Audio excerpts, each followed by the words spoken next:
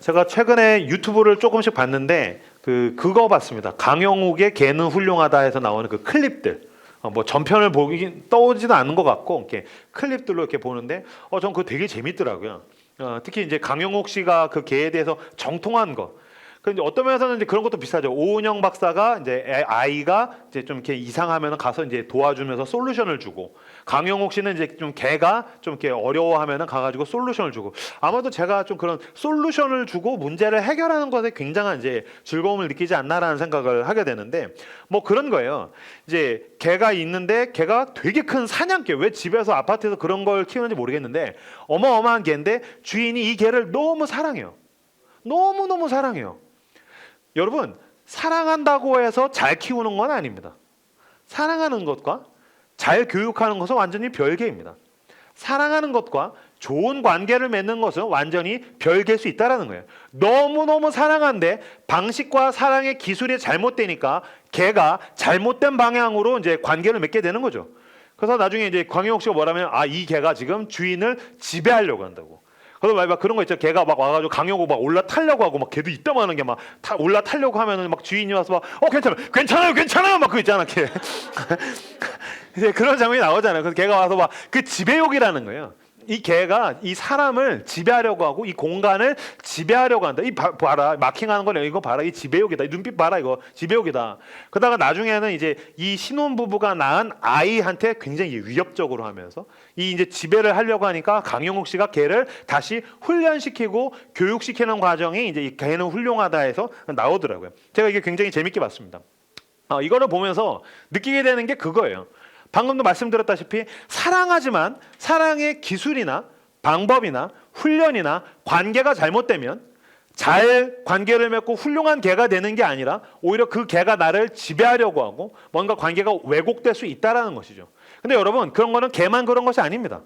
수많은 것들이 우리가 관계를 잘못 맺고 사랑을 잘못 맺으면 그게 나를 지배하려고 하고 그게 나한테 주인 노릇하려 할 때가 있다는 것입니다. 그것을 성경은 뭐라고 얘기합니까? 우상이라고 이야기합니다. 그러니까 성경에서 말하는 우상은 이방 신을 말하는 것만은 아닙니다. 그러니까 타 종교, 뭐 불교라든지 이슬람이라든지 꼭 그런 것만 우상이라고 이야기하는 것이 아닙니다.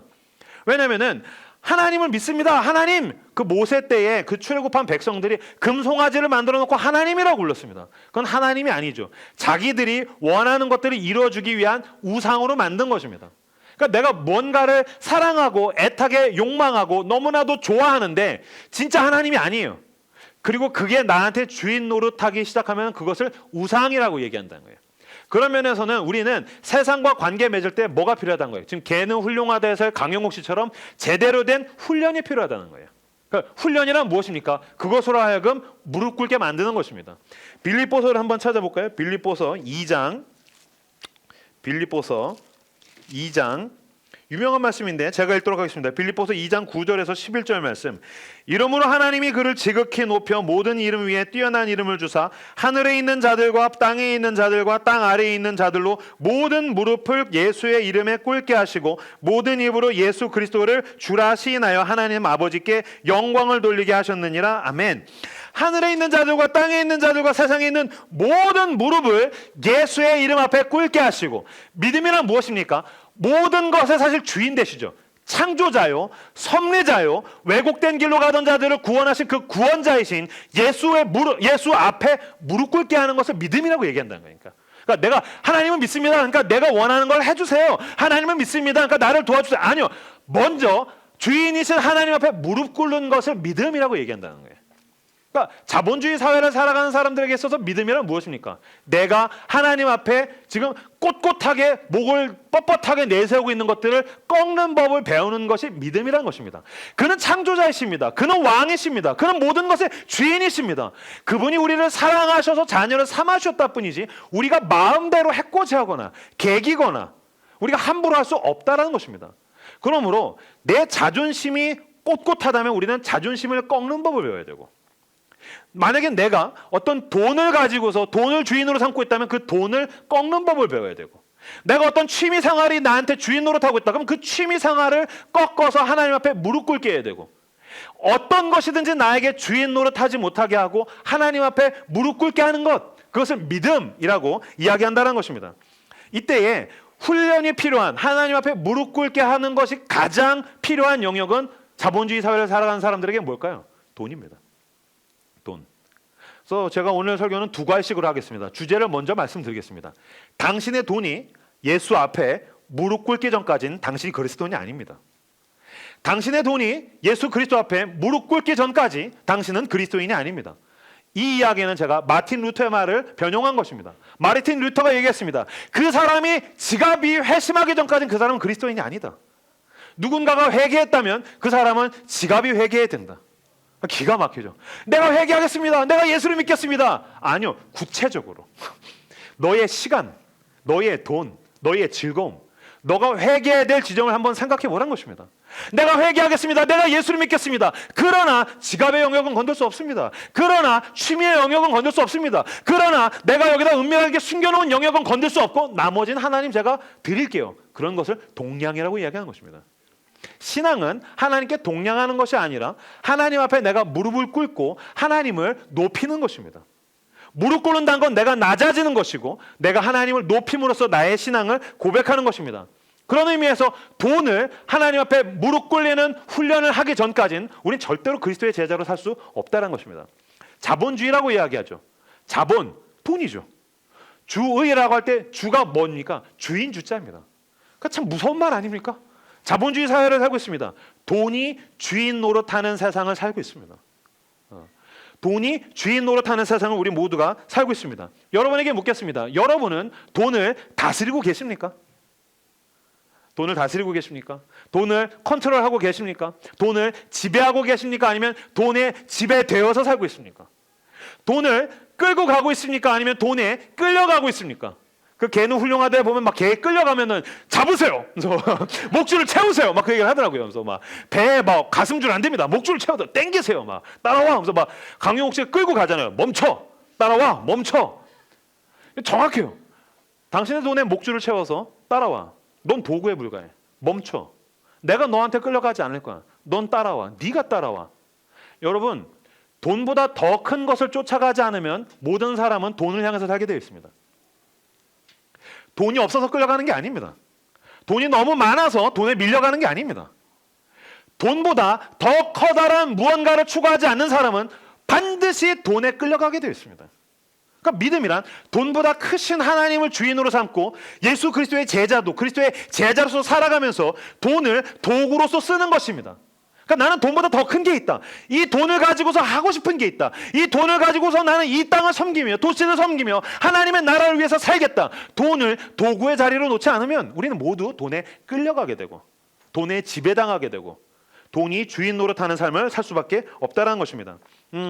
제가 몇 주 전에 미팅이 있어서 강남 쪽에 갔었어요. 무슨 인터뷰 같은 거였는데 제가 굉장히 긴장을 했기 때문에 점심을 안 먹고 거르고 가서 인터뷰를 마치고 나오니까 한 2시 반쯤 됐어요.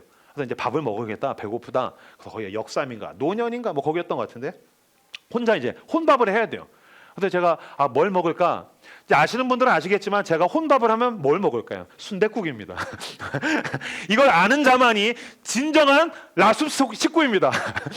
우리 목사님 맨날 순댓국 먹어. 순댓국을 먹으러 갔어요. 거기 무슨 배감 순댓국인가 뭐 거기였는데 되게 놀란 게 오후 3시에 젊은이들이 순댓국집에 가득 차서 소주를 마시면서 순댓국을 먹고 있어서 너무 놀랐어요. 그래서 아니 많은 이렇게 젊은이들이 왜 이 시간에 이렇게 순댓국을 먹고 있지? 그래서 어쨌든 혼자 앉아서 순댓국 주세요 해서 이제 막 먹고 있는데 저편에 제 나이 또래 비슷해요. 동년배.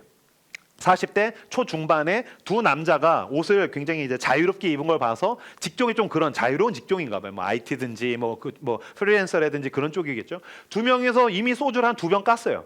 순댓국에다가. 그래서 이제 막 먹으면서 소주를 마시면서 얘기를 하는데 보니까 한 명은 일방적으로 듣고 있고 한 명이 계속 얘기를 하는 거예요.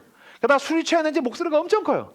그 다양한 이야기에 대한 막 뭐 문화, 경제, 주식, 예술, 막 정치, 막 이런 얘기를 막 해요. 진짜 이 가게에 있는 사람 다 들으라는 듯이 막 얘기를 하는 거예요. 그래서 저는 이제 혼자 먹으니까 잘 됐다, 재밌다, 저 사람 되게 말 잘한다. 그러면서 이제 혼자 막 먹고 있는 거예요. 그런데 막 먹고 있는데 저 사람이 막 얘기를 하는데 갑자기 뭐라고 하냐, 선언하듯이 이 배감 순댓국에 있는 모든 자들아 들어라라는 듯이 정확하게 얘기했어요. 나는 돈이 신이야. 나는 돈이 신이야. 돈이 나를 구원해 주지 다른 뭐가 있겠어? 라고 얘기하는 거예요. 제가 하마터면 순댓국 먹다 예수 그리스도라고 할 뻔했어요. 나는 돈이 신이야. 그래서 나는 돈이 신이야. 돈이 나를 구원하지 다른 뭐가 있겠어 그러는 거예요. 근데 얘기를 듣다가 뭐 내가 용기가 없어서 예수 그리스도 막 이렇게 하지 못했지만 얼굴이 화끈거렸어요. 얼굴이 화끈거렸어요. 그래서 저렇게 나쁘고 얘기를 저렇게 크게 얘기를 해? 근데 여러분 생각해 보십시오. 돈이 나를 구원하지 돈이 신이야. 정말 비그리스도인 중에서 아니라고 이야기할 수 있는 사람이 몇이나 될까요? 나를 구원해 주는 건 돈이야. 돈으로는 살 수 없는 게 없지. 지금 사실 물질 만능 시대라는 말 자체가 부끄러운 시대입니다. 만약에 20년 전, 30년 전에 나는 돈이 신이야라고 얘기했다면 많은 사람들이 속물이라고 얘기했을 거예요. 넌 속물이야. 눈에 보이지 않는 수많은 가치들을 넌 외면하고 있어. 더 소중한 것들이 얼마든지 있어. 넌 돈밖에 모르는 수전노야. 넌 속물이야. 그런데 여러분 물질 만능주의 아니요. 물질 외에는 무가치한 시대를 우리는 살고 있어요. 돈이면 살 수 없는 게 없다.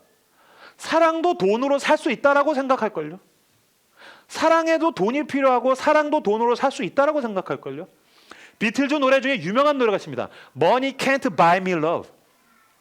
돈으로는 내게 사랑을 살 수 없어요. 만약에 누군가가 지금 Money can't buy me love 라고 얘기한다면 되게 낭만적이다. 세상 물정을 잘 모르시네. 이상주의자인가 봐. 보헤미안이야 라고 생각할걸요. 돈으로 산다고 생각하는 거예요. 돈으로 못 살 게 없다라고 생각하는 플렉스의 시대, 스웨그 시대에 우리는 살고 있어요. 그러니까 돈이 신이야. 돈이 나를 구원해 주는 거야 라고 생각하며 살고 있다는 것이죠. 이미 이 설문조사가 나온 지가 10년이 됐습니다. 10년 전에 이런 설문조사를 했어요. 10억을 준다면 1년간 감옥에 가겠는가? 유명한 설문조사죠. 1년간 감옥에 가면 10억을 주마. 초등학생들에게 물었습니다. 1년간 감옥에 가면 10억을 주겠다. 초등학생의 12%가 예스라고 했어요. 예스. 100명 중에 12명은 난 감옥에 가도 좋아. 1년간 10억만 벌 수 있다면. 조기 교육이 굉장히 잘 돼 있는 거죠. 중학교에 올라가면 12%가 28%로 늘어납니다. 그러니까 100명이라고 치면 12명에서 28명, 16명이 돈 외의 가치를 쫓다가 회심한 것이죠. 돈을 쫓아가는 길로. 오케이, 10억을 줄 수 있으면 나는 돈을 따라가겠어. 28%, 중학생이 28%, 고등학생은 무려 44%, 대학생은 51%. 그러니까 대학교에 가서 흔히 얘기해서 이제 세상을 좀 배우기 시작하면 세상의 절반은 감옥에 가든지 무슨 수단과 방법을 써서라도 나는 10억만 있으면 돼. 돈으로 못 살 게 뭐가 있어? 돈으로 뭐든지 살 수 있어. 난 돈이 신이야. 근데 이 교회 안에, 이 예배 안에는 돈이 신이야. 돈이 목적이고 하나님은 수단이야. 돈이 목적이고 하나님은 도구야. 이런 사람이 없다라고 과연 우리가 이야기할 수 있을까요? 지금 대학생의 51%가 10억을 주면 1년간 감옥에 가겠다라고 대답을 했어요. 절반이죠. 근데 이 설문조사가 굉장히 젠틀합니다. 신사예요. 왜냐하면 직장인들에게 묻지를 않았어요. 직장인들에게 물었으면 정말 비참한 숫자가 나왔을 거예요. 직장인들, 그다음에 이제 저 같은 가장, 아빠, 아버지, 1년간 감옥에 가면 10억을 드리겠습니다. 어떻게 하겠습니까? 하면 여보, 1년만 고생할게 내가. 얘들아, 아빠가 1년만 감옥 갔다 오면 우리는 서울에 집을 살 수 있어. 그러면서 그렇죠. 돈이면 모든 게 가능하다라고 이야기하는 시대 가운데에서 우리는 살고 있다라는 것입니다. 돈으로는 사랑도 살 수 있고 돈으로는 못 사는 게 없고 돈으로는 할 수 없는 게 없다. 돈이 신이 된 사회를 우리 모두 살아가고 있습니다. 왜 그럴까요? 돈은 가능성이기 때문입니다. 돈은 가능성입니다. 사실 돈이 실제적 기능만 있죠. 실제적 기능만 있는 게 아니라 가능성을 사람들은 더 좋아하는 겁니다. 여러분, 만약에 여러분이 100만 원이 생겼어요. 그럼 여러분 오늘 하루 100만 원 다 쓸 수 있습니까? 물론 사치를 부릴 수 있죠. 100만 원어치 뭔가를 먹는 거 쉽지 않습니다. 100만 원어치 사는 거 쉽지 않습니다. 1000만 원이 생기고 1억이 생겼어요. 1억을 다 쓰는 거 쉽지 않습니다. 근데 그것을 통장에다 넣어놓고 숫자가 찍히면 그게 주는 가능성이 좋은 거죠. 그 숫자가 올라갈 때에 내가 뭔가를 할 수 있다. 난 어딘가 갈 수 있다. 나는 무언가 살 수 있다. 난 무언가 먹을 수 있다는 그 가능성. 그러니까 사실 그 돈이 나한테 제공해주는 실제는 얼마 안 되고요. 사람이 하루에 쓰는 거 얼마 안 됩니다. 그게 미래를 보장하는 그 가능성. 그 가능성으로부터 나오는 약속을 믿는 것입니다. 그러니까 돈이요, 여러분, 신앙의 원리와 굉장히 유사합니다. 돈은 약속하고 그 약속에 대한 가능성을 붙들고서 신뢰하면서 따라가는 거예요. 믿음도 마찬가지죠. 예수 그리스도를 믿는 것도 마찬가지입니다. 예수 그리스도를 믿으면 당신이 구원을 얻습니다. 물론 지금 구원을 얻고 예수의 생명으로 성령을 따라서 하나님의 나라로 가죠. 하나님이 도와주십니다. 그러나 실제적으로 느낄 수 있는 것은 많지는 않을 거예요. 근데 죽어서 영원한 생명을 얻는다라는 약속, 하나님이 도와주신다는 그 약속을 믿고 따라가는 것을 신앙이라고 얘기해요. 그러니까 하나님도 약속을 믿고 따라가고 돈도 그 가능성에 대한 약속을 믿고 따라가는 거예요. 그래서 여러분 성경은 뭐라고 합니까? 구약, 약속, 신약, 약속. 우린 성경이 우리에게 주는 약속을 믿고 따라가고 돈은 더 실제적이죠. 눈에 보이는 숫자. 그 다음에 내 주변에서 돈을 쓰는 사람들, 돈으로 매매하고 교환하고 이 가치 가운데에서 돈이 주는 약속을 신뢰함으로 따라가는 거예요. 그렇기 때문에 여러분 돈은 어떤 면에서는 그냥 물질? 여러분 정말 여러분이 돈을 물질로서 대하고 있다고 생각하세요? 돈을 도구로서 대하고 있다고 생각하세요? 아니요. 수많은 사람이 돈을 신앙하는 거예요. 그래서 아까 읽었던 6장 24절 말씀을 같이 한번 읽어볼까요? 6장 24절 말씀 같이 한 목소리로 읽도록 하겠습니다. 읽겠습니다. 시작. 한 사람이 두 주인을 섬기지 못할 것이니 혹 이를 미워하고 저를 사랑하거나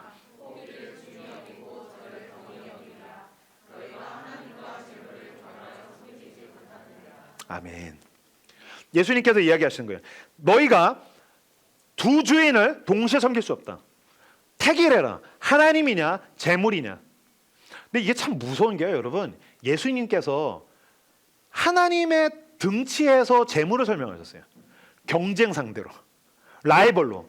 뭔가를 신앙하는 사람들, 약속을 믿고 그 가능성을 따라가는 사람들, 나의 안정성을 책임질 거라고 기대하는 사람들, 그 사람들은 둘 중에 하나를 선택하게 될 것이다. 하나님이 주는 약속을 믿고 하나님을 신앙하면서 따라가든지, 아니면 돈이 주는 약속을 믿고 그 돈이 주는 가능성을 신앙하면서 가든지. 그런데 너희는 두 주인을 섬길 수 없다. 둘 중에 하나를 택해라. 하나님이냐 재물이냐. 예수님이 사탄도 여기다가 등치하신 적이 없어요. 결정해. 사탄이야 하나님이야, 세상 왕이야 하나님이야도 하신 적 없어요. 근데 예수님이 유일하게 설명하신 건 하나님이냐 재물이냐. 이 정도로 돈이 주는 힘이 우리에게 파급력이 크다는 뜻입니다. 여기서 말하는 돈, 재물이라고 표현되어 있지만 예수님께서 원어로는 뭐라고 표현하셨냐면 맘몬이라고 표현했어요. 맘몬. 맘몬은 그때 중동 지역에 있던 돈에 대한 신이에요. 돈신. 그러니까 여기서 지금 예수님이 말씀하신 거예요. 너는 선택해야 돼. 돈을 신앙하고 돈이 주는 가능성을 따라서 그 약속을 믿고 신뢰하며 따라간다면 너는 맘몬을 쫓아가는 거야. 말로는 하나님을 부르든지 부처님을 부르든지 뭐 무속신앙을 가든지 뭐라고 부르든지 너는 맘몬의 제자고, 너는 돈이 신이야. 너는 그의 사람이야. 그러나 돈은 도구에 불과해. 돈의 자리를 끌어내리고 넌 물질의 자리에 있어야 돼요. 예수 앞에 무릎 꿇게 만들고 난 하나님을 신앙하고 하나님의 약속을 믿고 하나님이 주는 안정성을 따라가고 있다면 너는 예수 그리스도의 제자야. 둘 중에 하나를 선택해야 돼라고 우리에게 이야기하고 계신다는 것입니다. 이 맘몬, 돈신, 예수님께서 돈을 인격화하고 신격화하셨어요.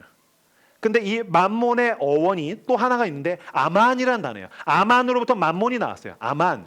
아만은 뭐냐면은 신뢰성, 안정성이라는 단어예요. 그러니까 맘몬의 기원은 아만, 아만에서 맘몬이 나왔는데 안정성, 신뢰성. 그러니까 사람이 왜 돈을 좋아한다고요? 돈은 나를 안정적으로 만들어주니까. 돈은 내가 가장 신뢰할 만한 거니까. 숫자보다 정확한 건 없지. 그러니까 내가 그 돈을, 안정성을 기대하고 그것을 신뢰함으로 따라가. 아만이 맘몬으로 가더라는 거예요. 근데 여러분, 아만으로부터 또 다른 단어가 나왔습니다. 보여주시겠습니까? 아만에선 맘몬만 나온 게 아니라 아멘이 나왔어요. 제가 이번 주에 그 자카엘룰의 하나님이냐 돈이냐라는 책을 보다가 이 대목에서 와, 등골이 오싹해졌어요. 같은 어원이에요. 아멘. 하나님을 믿습니다. 하나님을 신뢰합니다. 하나님만이 나를 안정적으로 만들어줍니다. 아멘의 사람. 반대편에서 맘몬의 사람. 신뢰할 만한 건 돈밖에 없지. 돈이 나를 지켜주는 거야. 돈이 나를 안정적으로 만들어주는 거야. 모두 다 아만으로부터 나왔어요. 그러니까 당신이 기대하는 안정성은 하나님을 신뢰하는 아멘입니까? 아니면 당신이 기대하는 안정성은 돈이 약속하는 맘몬입니까? 지금 예수님께서 우리에게 이야기하신 거예요. 두 주를 섬길 수 없다. 넌 누구의 사람이냐? 넌 아멘의 사람이냐? 맘몬의 사람이냐? 돈이 나를 안정적으로 만들어주고 돈이 나에게 가장 신뢰할 만한 거라고요? 아니요. 그렇지 않아요. 절대로 그렇지 않아요. 돈은 절대로 당신을 구원해 줄 수 없어요. 돈이 평소에는 나를 지켜줄 것 같고 돈이 주는 약속이 달콤하고 숫자가 올라갈 때마다 내가 뭔가 안정적으로 되어가는 것 같죠. 그러다가 사망의 음침한 골짜기, 내 인생의 가장 커다란 고통, 내 인생의 산산조각 나는 것 같은 극심한 고통을 겪게 되면 알게 돼요. 뭘 알게 되냐면 돈으로 해결할 수 있는 문제는 사실은 가벼운 문제예요. 고생해서 돈을 벌면 되니까. 진짜 지독한 고통, 지독한 파괴에 들어가면 돈으로 어쩔 수가 없어요. 돈이 해결해 주지를 못해요. 그래서 여러분 영화 보면 그 주인공들 하는 이렇게 대사 자주 나오는 대사 있잖아. 돈은 얼마든지 주겠어. 돈은 내가 얼마든지 주겠어. 그 사람에게 온 그 파괴적인 현실 앞에서, 그 고통 앞에서 내가 돈이 날 지켜줄 줄 알았는데, 돈이 날 구원해 줄 줄 알았는데, 돈이 신이야. 숫자가 올라가면 내가 안정적으로 될 줄 알았는데 어느 날 갑자기 말할 수 없는 고통이 오니까 돈으로 안 되는 거예요. 내 돈을 다 쏟아부어서 또 해결할 수 없는 문제 앞에서 좌절한 거죠. 돈은 얼마든지 주겠어. 근데 돈으로 안 되는 거예요. 돈이 나를 구원해 주지 못한다는 것입니다. 누가 나를 구원합니까? 오직 예수 그리스도만이 나를 구원한 것입니다. 여호와는 나의 목자시니 내가 부족함이 없으리로다. 내가 사망의 음침한 골짜기를 다닐지라도 해를 두려워하지 않는 것은 내가 통장에 잔고가 쌓여있기 때문에 아니, 하나님께서 나와 함께 하시기 때문에. 그 하나님을 붙들고 아멘을 향해서 나아가시는 그리스도의 제자들 나되시기를 주님의 이름으로 축복합니다. 아까 읽었던 25절에서 30절 말씀을 같이 한번 읽어볼까요? 25절에서 30절 같이 읽겠습니다. 시작. 그러므로 목숨을 위하여 무엇을 먹을까? 무엇을 마실까? 몸을 위하여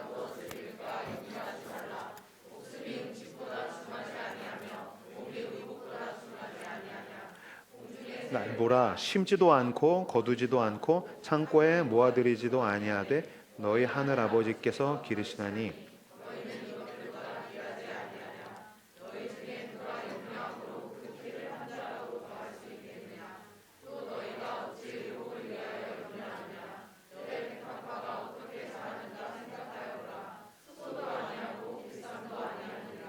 그러나 내가 너희에게 말하노니 솔로몬의 모든 영광으로도 입은 것이 이 꽃 하나만 갖지 못하였느니라.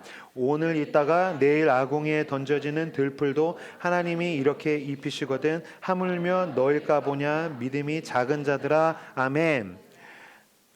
이 말은 뭐냐면은 무엇을 먹을까 입을까 마실까 아예 생각하지 말아라는 뜻이 아닙니다.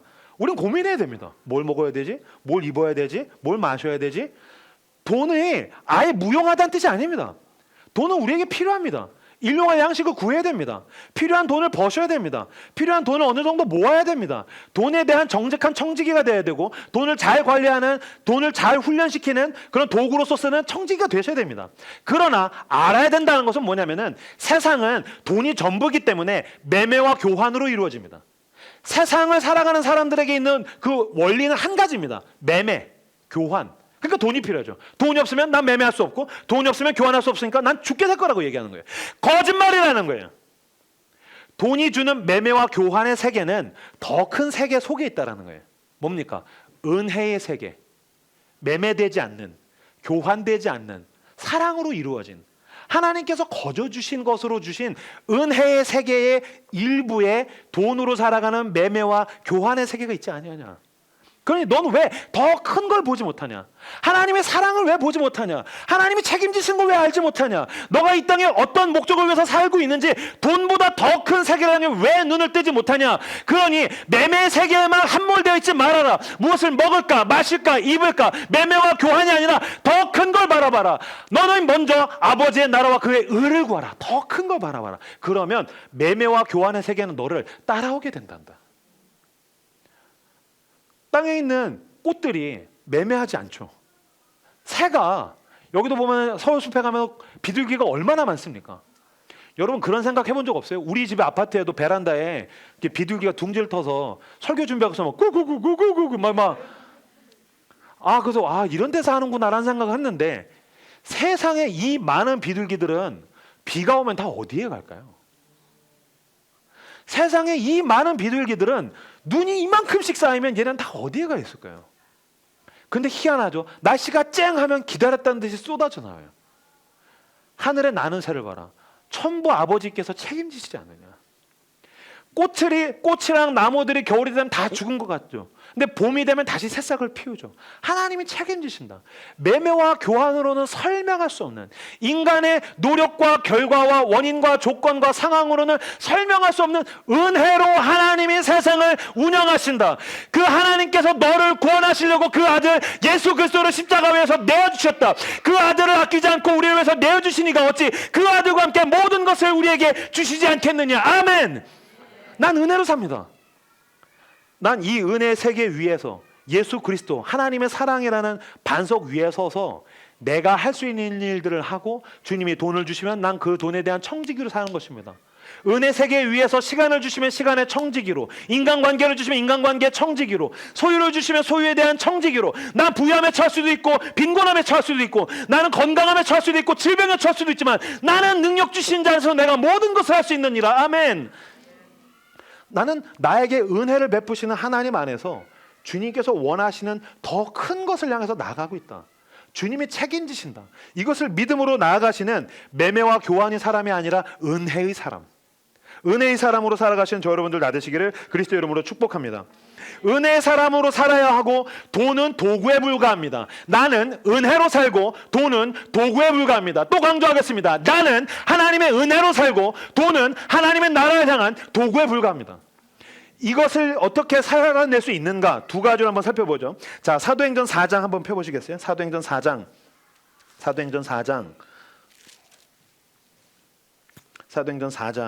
32절에서 37절 말씀. 사도행전 4장 32절에서 37절까지 말씀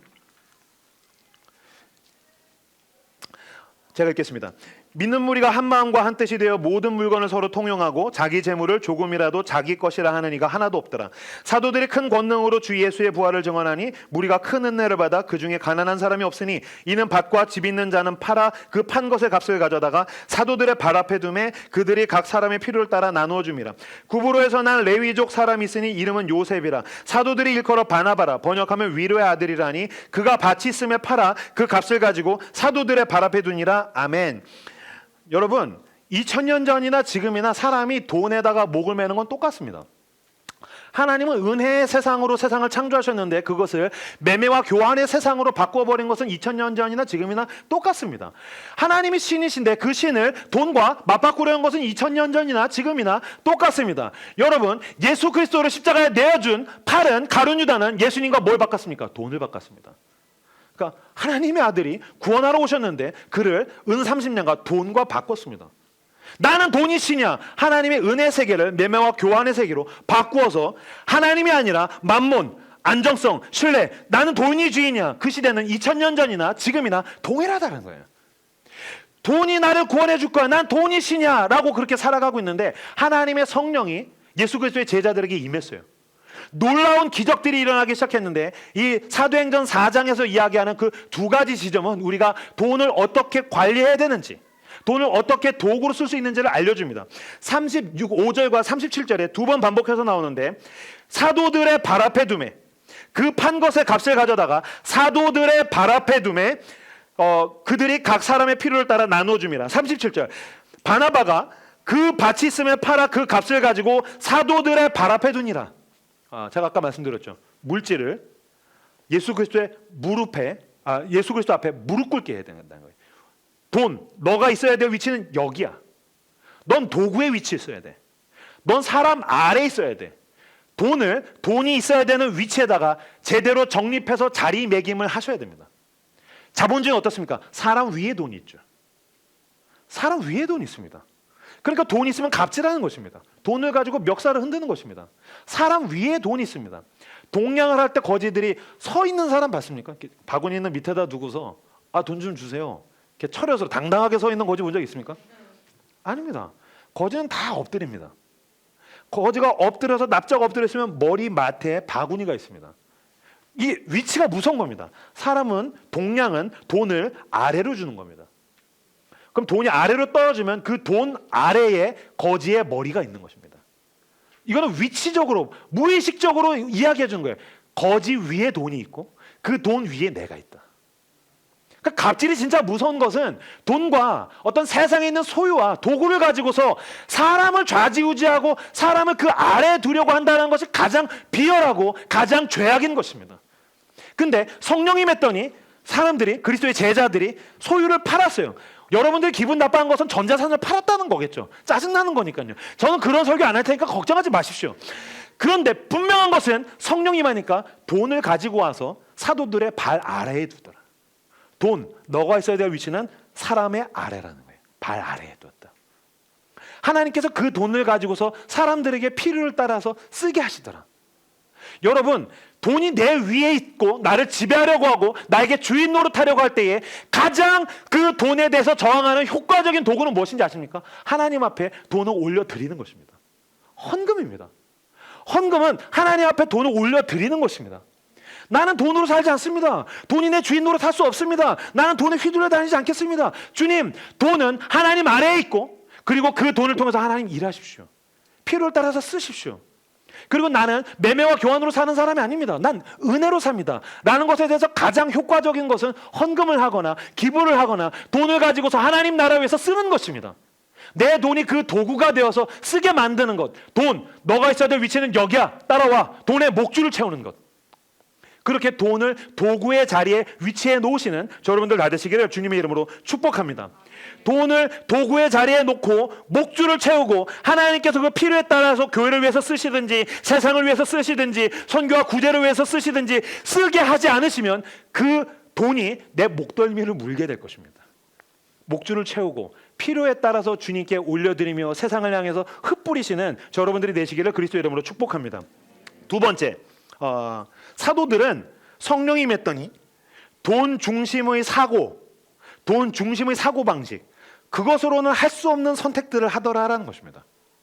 첫 번째는 돈을 무릎 꿇려서 돈에 있어야 할 위치, 사람들의 발 아래에, 돈, 너는 사람들 아래야, 하나님 아래야, 거기다가 도구적으로 위치해 놓은 거였고, 두 번째는 돈 중심의 세계관에서는 할 수 없는 선택들을 그리스도의 제자들이 하기 시작했다는 거예요.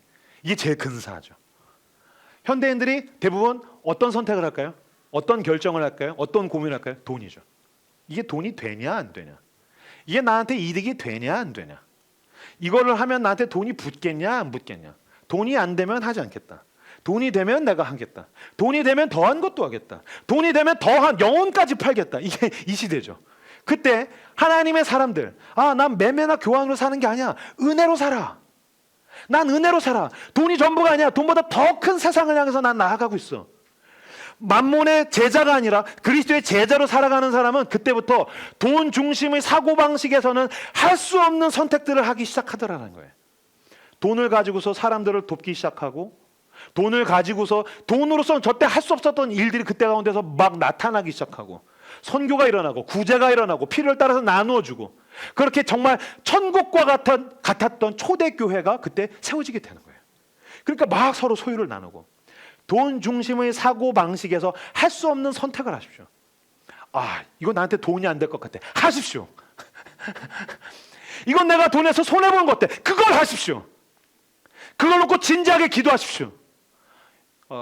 제가 20대 후반 30대 초반 때 저희 어머니가 저한테 늘 하셨던 말씀, 넌 참 돈 안 되는 일에 열심이다. 넌 참 돈 안 되는 일에 열심이다. 보니까 그 일들이 하나님께서 기뻐하시는 일들이었고 그 일들을 통해서 하나님께서 저를 통해서 역사하시기 시작했어요. 돈이 안 되는 일들을 하십시오. 돈이 손해보는 일을 향해서 달려가십시오. 물론 직장에서는 그러면 안 되겠지만 하나님께서 나에게 원하시는 일이 무엇이 있을까라고 기도하고 진짜 거룩하고 진짜 근사하고 진짜 하나님 나라의 일을 하기를 원한다면 나에게 이득이 안 되는 일, 특히 돈이 되지 않는 일, 그 일을 한다면 하나님께서 기뻐하실 확률이 굉장히 높습니다. 돈이 되는 일이라면 그 돈을 통해서 나중에 필요를 따라서 쓸 수는 있겠지만 돈이 안 되는 일에 헌신하시는 저 여러분들 나 되시기를 그리스도의 이름으로 축복합니다. 나는 돈이 필요하다는 것을 부정하지 않습니다. 저는 돈이 좋습니다. 여러분들도 돈 좋아하겠죠. 그러니까 돈을 많이 벌고 싶습니다. 저는 목사라서 막 저는 돈을 적게 받고 전 그런 걸 원하지 않습니다. 저 돈 좋아합니다. 그러나 누군가가 나에게 임 목사 넌 돈이 전부지 라고 이야기한다면 절대로 그렇지 않습니다. 나는 언제든지 돈이 안 되는 일을 향해서 거룩한 것이거나 하나님이 원하시는 일이라면 내가 돈을 손해를 볼지라도 선택할 용기를 달라고 기도하고 있기 때문입니다. 돈을 어떻게 쓰는가는 사실 말을 100번 하는 것보다 가까이 있는 사람들이 더 잘 압니다. 여러분 결혼을 해서 자녀를 낳지 않습니까? 진짜 자녀가 무서운 건 뭐냐면은 말과 행동이 다르면 자녀들은 행동을 배웁니다. 교회에서 아무리 근사하게 하나님이 주인이다 막 그리스도를 쫓아간다 그리스도의 제자다 그런데 아빠가 돈밖에 몰라. 엄마가 돈 타령만 해.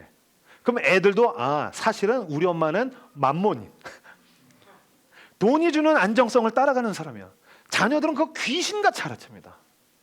그러면서 나는 과연 돈에 대해서 어떻게 신학을 정립했는가, 돈에 대해서 어떻게 신앙을 정립했는가를 잘 붙들고 선택하는 게 너무나도 중요합니다. 오늘 설교를 듣고 나서 여러분들이 어떤 깨달음과 적용 지점을 아는 것도 중요하지만 이번 주에 여러분들 제 설교로 만족이 안 되면 유튜브에 가면 좋은 목사님들 많습니다. 뭐 조정민 목사님, 송태근 목사님, 김동호 목사님, 좋은 목사님들 많아요. 돈에 대한 신학을 정립하시고 돈에 대한 신앙을 정립하지 않으면 우리가 돈에 대한 정직한 청지기를 살기가 너무나도 힘들 것입니다. 꼭 젊은이 시절에 하나님이 본격적으로 당신에게 돈을 주시기 전에 아까 돈에 대해서 어떻게 합니까? 돈이 없어서 잘 모르겠어요. 우선 돈이 없어서 이때 정립해야 합니다. 돈에 대한 신학과 돈에 대한 신앙을 정립해서 없을 때부터 그렇게 내가 떼어서 하나님과 쓰는 법을 배우지 않으면 하나님께서 어떻게 맘 놓고 청지기인 당신에게 돈을 맡긴단 말입니까? 뭐 저는 그런 얘기는 하고 싶지 않아요. 뭐 별빛만한 11조를 했더니 달빛만큼 주셨고 달빛만한 11조를 했더니 햇빛만한 11조를 주셨고 뭐 햇빛만한 11조를 주셨더니 막 우주만큼 주셨어. 저는 그런 얘기는 하고 싶지 않아요. 돈이 주인인 시대 가운데서 저항할 수 있는 유일한 방법은 내 돈으로 신앙 고백하는 것입니다. 내 돈을 가지고서 도구로서 쓰게 만드는 것입니다. 그러려면 돈 중심의 사고방식에서는 할 수 없는 선택들을 해야 합니다. 제 아버지가 목사님이신데 곧 은퇴를 앞두고 계시는데 저는 24살에 회심을 했어요. 24살에. 그 전까지는 저는 예수 그리스도를 믿지 않았어요. 모태 신앙으로서 그냥 교회를 다녔을 뿐이죠.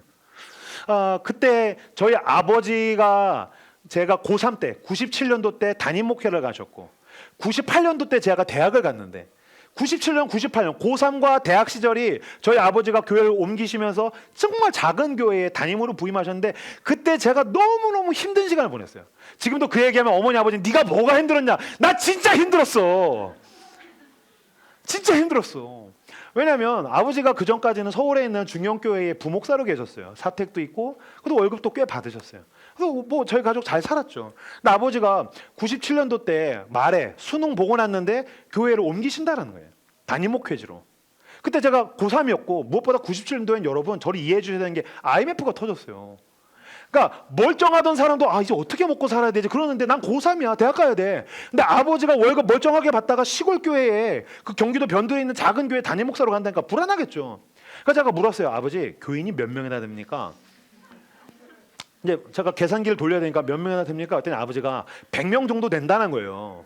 100명 정도. 그럼 이제 오케이 100명 정도 되면 아버지도 월급을 좀 받고 뭐 그러면 나도 대학생활 괜찮겠구만. 오케이 그럼 가시라고. 그래서 갔어요. 첫 주 때 딱 가서 제가 샜는데 이쪽 손님 저쪽 손님 다 합쳐도 27명밖에 안 돼. 세상에 무슨 놈의 반올림을 그따위로 해?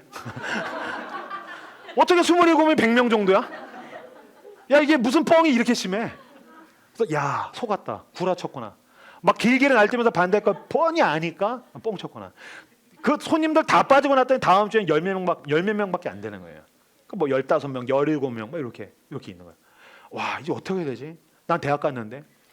그래서 이제 대학교 1학년을 이제 막 신입생으로 가려고 하는데 아버지가 한 2-3달 지내더니 아버지가 교회가 작으니까 여러분 교회가 작으면 헌금으로 교회가 운영되지 않으면 미자립 교회라고 얘기합니다. 미자립 교회는 큰 교회들에서 오는 그런 선교 헌금이나 지원, 당시에는 원조라고 얘기했는데 이제 그것을 가지고 교회를 운영하고 목사님이 이제 사례를 받고 사는 거죠. 그것도 얼마 안 됩니다. 근데 아버지가 그 몇 달 정도 거기서 사역을 하시다가 그 돈 몇만 원을 받으려고 그 뭐 노회 뭐 이런 데 교회 가가지고서 좀 이렇게 수모를 당하셨던 것 같아요. 창피한 일을 당하셨던 것 같아요. 그걸 당하시고 그냥 뭐 그럴 수 있지 하고 넘어갔을 수도 있는데 아버지가 좀 자존심이 이렇게 부딪힌 것 같아요. 내가 이 돈 몇만 원 때문에 내가 거기 가서 시간 쓸 바에 우리 교인들 신방을 하고 기도를 하지. 내가 그것 때문에 거기서 이러고 다녀야 되나? 내가 지금 돈을 의지하고 있는 게 아닌가? 그런 생각이 드셨는지 아버지가 기도를 하신 다음에 가족 회의를 하는 거예요. 모두 모여. 그래서 얘기하신 거예요. 나는 그 선교원금 큰 교회에서 오는 거 원조 다 끊을 생각이야. 그래서 제가 왜요? 그 월급도 얼마 안 되는데 그걸 왜 끊어요? 그때 아버지가 이게 있으니까 내가 기도를 안 해. 이게 있으니까 사람들이 헌금을 안 해. 나는 그런 교회로 만들고 싶지 않아. 난 이걸 끊겠어. 난 하나님만 의지할 거야. 난 하나님을 따라갈 거야. 그리고 나는 정말 목숨을 걸고 사역하기를 원해. 그 얘기 아버지는 멋있게 했는데 저는 우리 아빠는 내 인생에 관심이 없구나. 나는 IMF에서 대학을 다녀야 되는데 당장 그런 월급을 안 받겠다는 뜻인데 우리 아버지는 내 인생에 관심이 없구나. 그게 나한테는 너무너무 상처였었어요. 그 6개월인가를 아예 월급을 한 푼도 못 받으셨어요. 그래서 제가 너무너무 상처를 받고 어쨌든 빈곤한 대학 생활을 보냈어요. 그래서 교회 1층에 제일 구석에 한 5평 정도 되는 방에서 거기서 네 가족이 이제 방학이 되면 각자 대학을 다니다가 저랑 제 남동생이랑 와가지고 코딱지만 방 한 칸에서 사택이랍시고 지내고 28살까지 그렇게 지냈어요. 그렇게 지내면서도 저는 뭘 봤냐면 굶기지는 않으셨어요. 코딱지 같았지만 코딱지를 먹은 일은 없었어요. 근데 또 지내다 보니까 뭐 행복했어요. 저희 식구들 되게 낙천적이거든요. 그래서 치킨 있으면 막 좋아하고 행복하게 지냈어요. 그러다가 저도 예수를 만나게 되고 회심을 하게 되고 사역을 하기 시작하고 목사가 되고 쭉 와가지고 제가 드디어 개척을 해야 될 40대의 나이가 제가 됐어요. 20년이 지난 거죠. 개척을 앞두고서 준비를 막 하고 있는데 이제 홍민기 목사님, 해운대에 담임이신 홍민기 목사님, 전체 라이트하우스 무브먼트의 대표이신 홍민기 목사님이랑 저랑 같이 동시에 시작을 했거든요.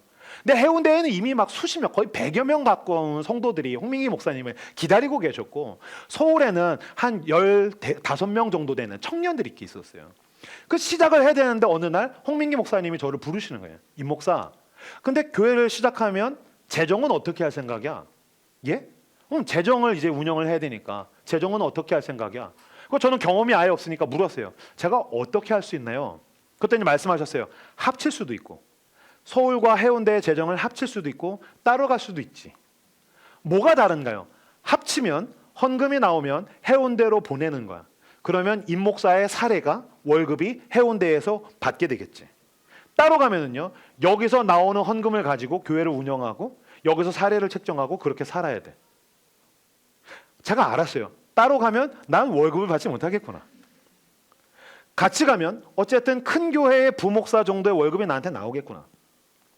저한테 일주일의 시간을 주십시오. 제가 기도하겠습니다. 막 기도를 했어요. 기도를 하고 있는데 20년 전에 우리 아버지가 떠올랐어요. 나는 그 돈 때문에 의지하고 싶지 않아. 이게 없어야 내가 기도해. 이게 없어야 내가 기도하고 목숨 걸고 사역하고 성도들은 헌금하고 난 그거로 살기를 원해. 우리 아버지가 그때 20년 전에 멋지게 모험을 했었지. 돈 중심의 세계관 바깥에서의 선택. 전 이게 절대적이라고 생각하지 않아요. 전 누군가가 개척한다면 적극적으로 펀딩을 받으라고 얘기하고 싶고 저희 교회에서 헌금을 가지고 지금 많은 교회들을 펀딩을 충분히 하고 있습니다. 지원을 하고 싶습니다. 그런데 왜 그런지는 나는 모르겠지만 어찌됐든 나는 그때 기도하다가 우리 아버지가 떠올랐어요. 나는 돈으로서 할 수 없는 선택을 난 하고 싶어. 그래서 제가 아내한테 얘기했어요. 여보, 예전에 우리 아버지가 그랬는데 나도 그런 멋있는 선택을 해보고 싶어. 미쳤어 여보? 그럼 우리 아들 어떻게 하라고? 그래서 못했겠죠. 아내가 너무너무 좋아했어요. 그렇게 하자고. 저는 그리고 우리 교회는 저는 자립하고 독립하기를 원했어요. 하나님을 의지하고 돈 중심이 아니라 하나님 중심의 교회를 세우기를 원했어요. 하나님이 주인 되신 교회를 저는 따라가기를 원했어요. 순교자들의 헌신의 빚으로 내가 복음을 얻었다면 나는 그게 순교라고 말하기도 부끄럽죠. 돈 몇 푼 내가 손해보는 걸 어떻게 순교라고 얘기하겠습니까마는 내가 돈보다 더 가치 있는 것을 위해서 내 돈을 쓰는 것은 매우 훌륭한 일이라고 저는 믿었어요. 그리고서 목사님 따로 가겠습니다. 그래서 목사님 미쳤어? 그리고 저는 1년 넘게를 사례를 받지 못했죠. 그랬더니 하나님께서 우리가 쓴 돈에 우리가 매일 적자 보고 마이너스 통장 낸 것에 더 많은 돈을 주셨던 것입니다. 그런 일은 일어나지 않았어요. 적금을 홀라당 깨가지고 다 털어먹었어요. 정말 다 털어먹었어요. 제로 다 털어먹었어요. 그랬더니 빵 됐을 때 하나님께서 세기를 여셔서 제 아내가 잡을 가지고 일하기 시작하고, 그때부터 저희 교회에서 저한테 사례를 온전하게 주시기 시작하고 다시 차곡차곡 돈을 모으고 있어요. 제가 꿈꾸고 기대하는 것은 또 열심히 모아서, 저는 어떤 순간인가 하나님께서 원하시는 일이 나에게 있을 때, 주님, 제 돈의 주인은 하나님입니다. 주님, 내 돈을 사용해 주십시오. 나는 창고 안에다가 도구를 모아놓기만 하지 쓰지는 않는 바보 멍청이로 살고 싶지 않아요. 내가 주님 앞에서 달아 없어지는 하나님의 도구가 되기를 원하고, 하나님의 나라와 이 도시를 섬기는데 내가 가지고 있는 돈뿐만이 아니라 나의 열정과 나의 에너지와 나의 체력과 나의 삶과 나의 인간관계, 나의 모든 것, 하나님이 나에게 거저 주신 그 모든 것이 은혜의 도구로 쓰임받게 되기를 원합니다. 하나님이 주인이시기 때문입니다. 그때 주님께서 내가 가진 것들로, 여러분이 가진 것들로 이 교회를 건강하게 하시며, 우리 교회가 가진 것들로 세상을 변화시키고 회복시키며, 이 마지막 시대 때에 돈이 주인 노릇하는 이 시대 속에서 은혜가 있다. 돈 중심의 세계에 균열을 내고 찢고 그 틈으로 은혜를 흘려보내실 거예요. 당신을 통해서, 우리를 통해서 이 땅에 은혜가 가득해지기를 기대하며 내가 가진 것으로 쓰임 받으시는 여러분들 다 되시기를 주님의 이름으로 축복합니다. 반주해 주시겠습니까?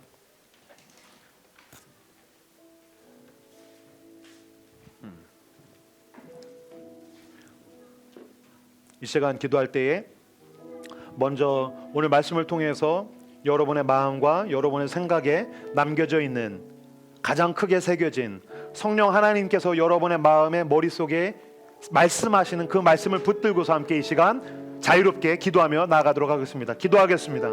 주여 아버지 감사합니다.